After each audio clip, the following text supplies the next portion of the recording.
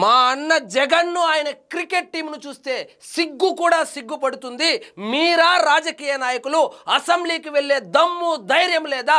మీకు నిజంగా సిగ్గుంటే రాజీనామా చేయండి అని వైఎస్ షర్మిల సవాలు విసిరారు. దశాబ్దాలుగా వైఎస్ఆర్ ఫ్యామిలీని పులివెందల ప్రజలు ఆదరిస్తూ ఉంటే వాళ్ళ కష్టాలను నష్టాలను అసెంబ్లీలో ప్రస్తావించాల్సింది పోయి చిన్న పిల్లవాడు చాక్లెట్ ఇస్తే కానీ స్కూలుకు వెళ్ళను అని మారాం చేసినట్లు ప్రతిపక్ష హోదా ఇస్తే కానీ అసెంబ్లీకి వెళ్ళను అని కామెడీ చేస్తావా అని ఎద్దేవా చేసింది. ఒకతన్ని కడప ఎంపీ చేస్తే పార్లమెంటుకి వెళ్ళి నాటుకోడి పారం కోడి అని పకోడీ మాటలు మాట్లాడతాడు.